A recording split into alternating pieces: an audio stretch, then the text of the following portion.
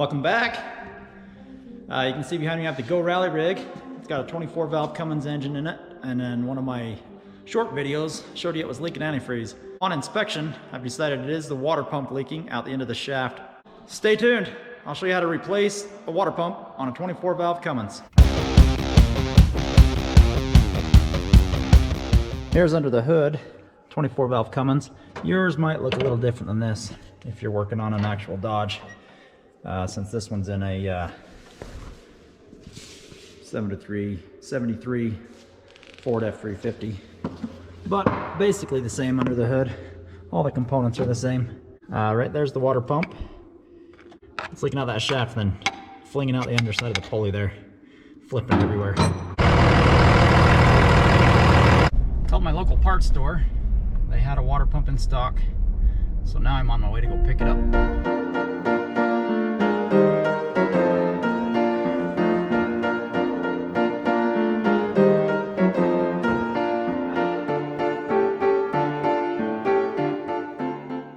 Here's the tools I'll be using to replace the water pump. Block, hammer, 1/2-inch drive bar, 3/8 drive bar, 3/8 drive ratchet, 10mm socket, and a putty knife. Scrape off the old sill.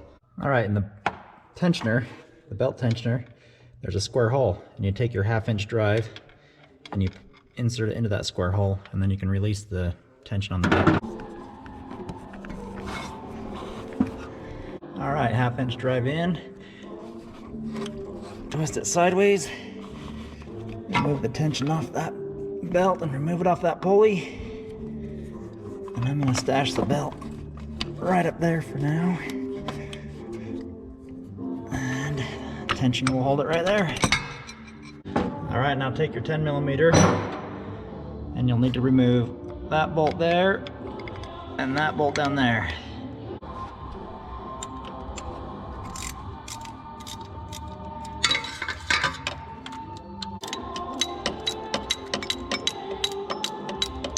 Oh yeah, look at that. A little wobbly.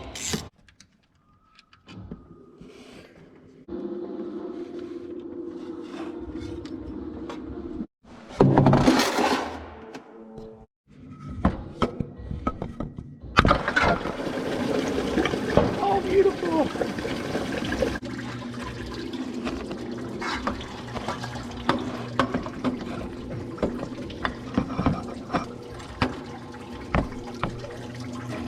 There's the old water pump.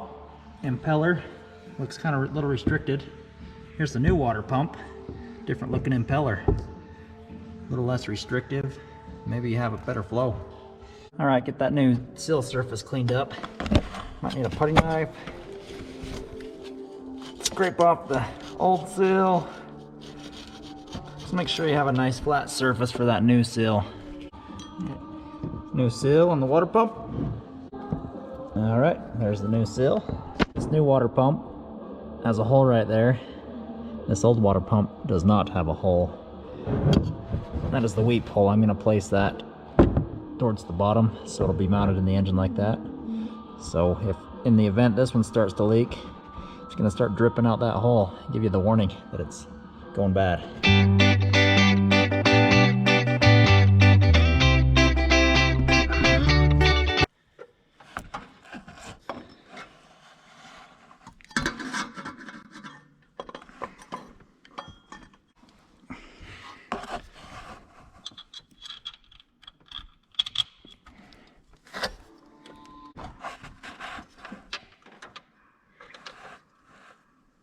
That helps if you make dad grunts along the way. Help the install go smoother. Oh, naturally.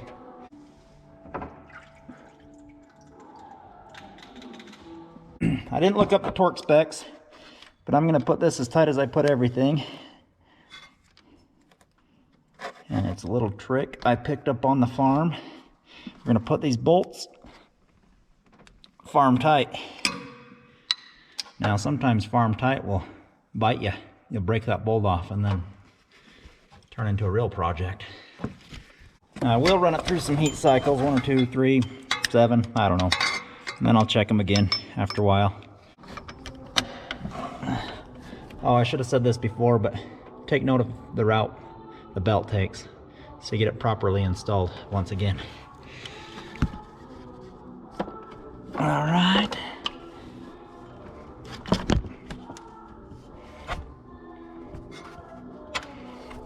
Okay, there we go. Make sure that's in all the proper grooves around there. All right, that looks good. All right, bolts tight, belt's back on. Just add anti-freezer.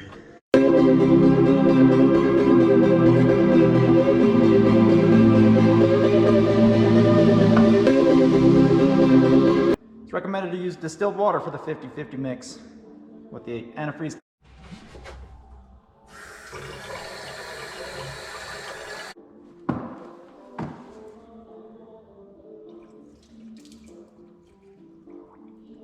Well, all right, there you have it. That's how you replace a water pump on a 24-valve Cummins.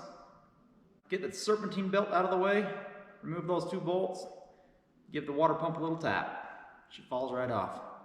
If I can do it, you can do it. All right, checked out. No leaks.